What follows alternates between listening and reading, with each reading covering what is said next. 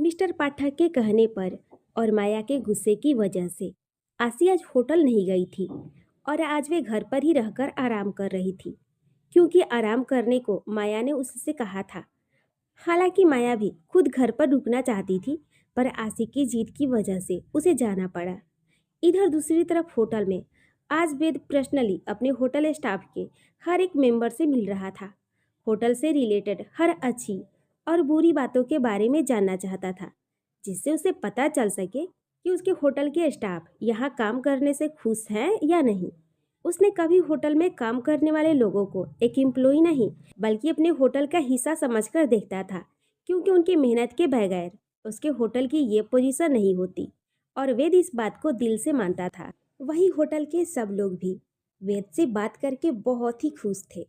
उनमें से बहुत से लोग पहली बार अपने होटल के इस मालिक से यानी कि वेद से मिल रहे थे, और वेद से बात करके उसका नेचर सबके प्रति जो था वे सबको पसंद आता है।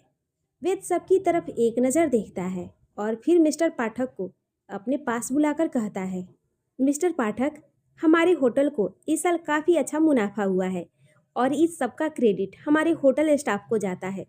तो मैं इस साल आप सबसे कहना चाहता हूँ कि जैसे कि मैंने कहा कि इस साल हमारा होटल बेंगलुरु के सब होटल में टॉप पर है और बजट भी काफ़ी अच्छा है, तो इस न्यू ईयर पर आप सबको आपकी सैलरी के साथ आपकी इस मेहनत का भी श्रेय मिलेगा। और ना बस इन साल बल्कि आने वाले हर साल होटल के बेस्ट रिजल्ट के हिसाब से आप सबकी सैलरी में इंक्रीमेंट होगा। वेद की बातें सुनकर पूरा स्टाफ बहुत ही खुश था और सब बहुत ही खुशी के साथ वेद को थैंक्स कहते हैं। जिस पर वेद कहता है, और कल की पार्टी आप सबको मेरे इस होटल में, और होटल की इस पार्टी में स्टाफ में से कोई भी अपने किसी फैमिली मेम्बर या क्लोज फ्रेंड को लाना चाहते हैं तो लेकर आ सकते हैं। कल का दिन आप सबका। और ये बोलकर वेद वहाँ से चला गया। और वेद के जाने के बाद सब उसकी तारीफ करते नहीं थक रहे थे, वरना कौन सा मालिक अपने काम की ऊंचाइयों का श्रेय अपने स्टाफ को देता है। पर यहाँ पर वेद ने ना सिर्फ उनको श्रेय दिया, बल्कि उन सबकी सैलरी में भी इंक्रीमेंट किया, और तो और उन सब के लिए एक बड़ी पार्टी रखी। जिस होटल में वे लोग खुद काम करते थे, कल उसी होटल में वे गेस्ट होंगे, और जो सुविधा वे लोगों को देते थे कल उनको मिलने वाली थी। इतने बड़े होटल में पार्टी, वे भी उन सब के लिए। सब तो बहुत ही खुश थे। वहीं वेद अपने ऑफिस में बैठा अपने लैपटॉप पर कुछ काम कर रहा था। तभी वहाँ वेद का असिस्टेंट राज आता है, और राज को देख वेद की स्पीड से चल रही लैपटॉप पर उंगलियां रुक जाती है, और वे राज से कहता है, कोई इन्फॉर्मेशन मिली?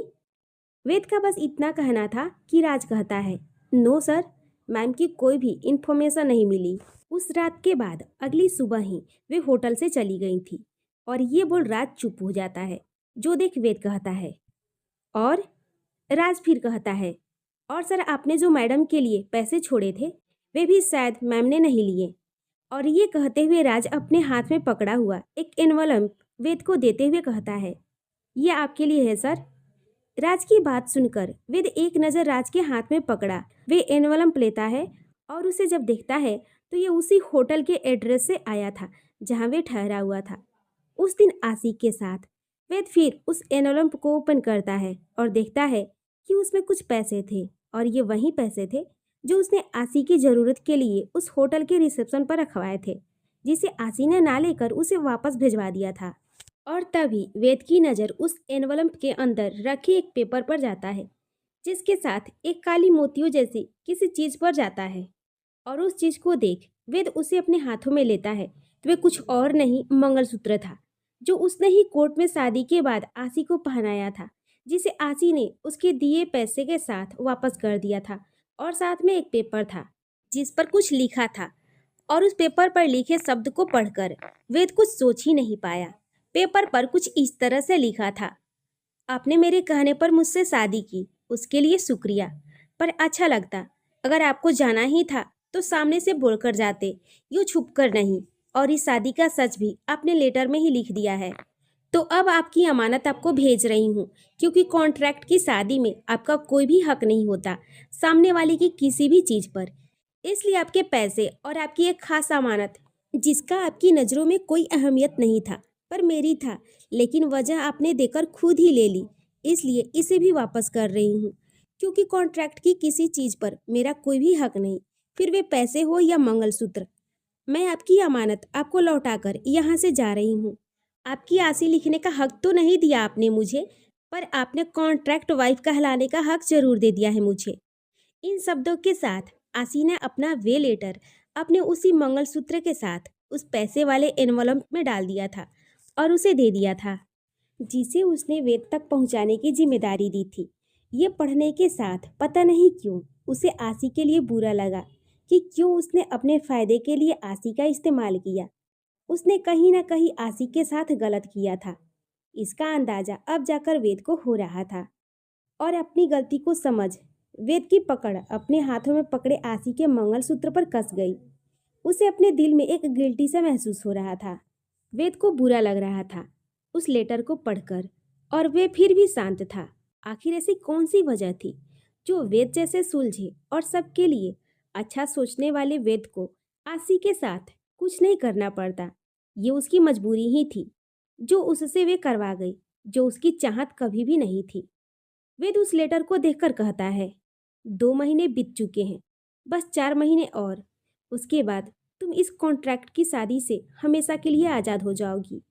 और ये बोल वेद उस लेटर को मोड़कर अपने वॉलेट में रखता है और फिर अपने लैपटॉप पर कुछ काम करने लगता है। इधर पूरे होटल में आज सारे स्टाफ बहुत ही खुश थे और सारे में खुशी का माहौल था। और सब तो यही डिसाइड कर रहे थे कि कल की पार्टी में जो खासकर उनके होटल के मालिक ने उन सब के लिए रखी है, उसमें क्या पहन कर आए। खासकर लड़कियां, वे कुछ ज़्यादा ही एक्साइटेड थीं। उनमें से किसी ने आसी को भी फ़ोन करके होटल में कल होने वाली पार्टी के बारे में बता दिया था और आसी को कल जरूर आने के लिए कहा था। इसी तरह दिन से रात हो गई और आसी को अब पैरों में पहले से आराम था, जिस वजह से उसने आज रात के डिनर में स्पेशल अपना फेवरेट पंजाबी खाना बनाने का सोचा था। हालांकि आसी पंजाबी थी तो वे नॉनवेज खाया करती थी, पर माया ब्राह्मण परिवार से थी और वे नॉनवेज खाना तो दूर, नॉनवेज देखकर भी उसे अजीब सी फीलिंग होती थी।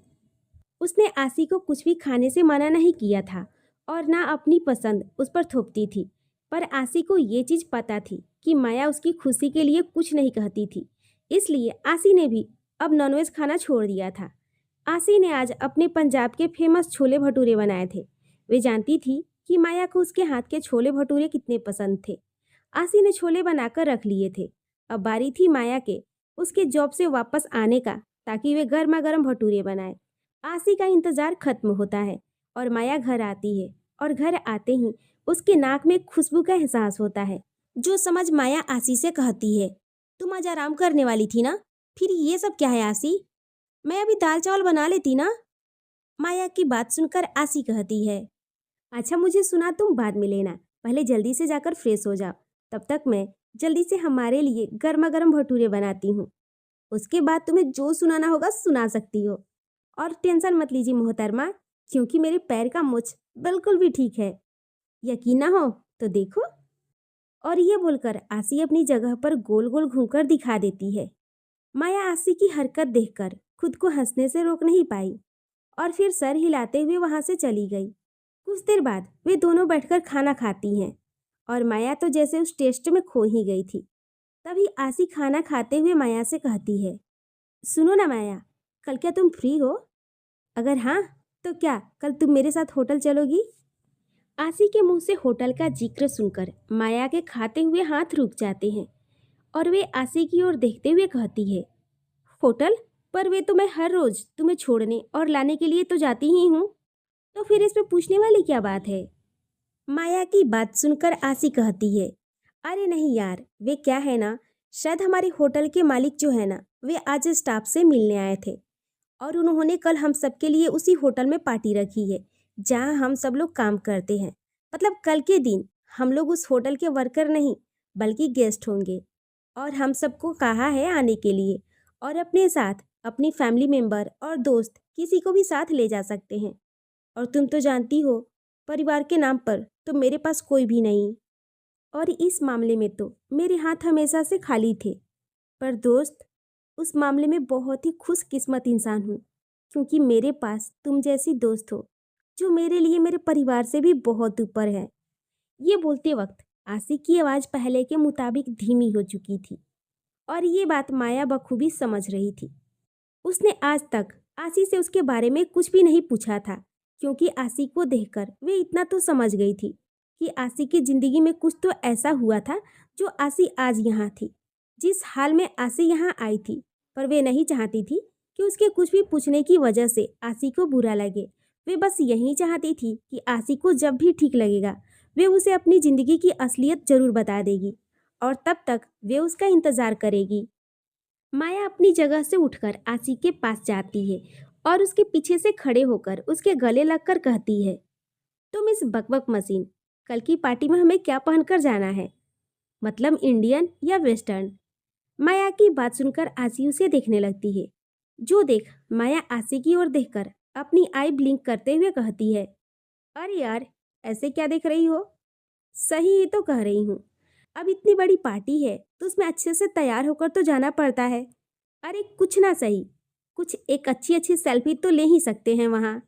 माया की बात सुनकर आशी भी हंस देती है और फिर माया आशी का हाथ थाम रूम में ले जाती है और अलमारी खोल आशी को अपने बगल में खड़ी करके उसने अपने और आशी के कल की पार्टी में पहनने के लिए कोई अच्छे से कपड़े देखने लगती है।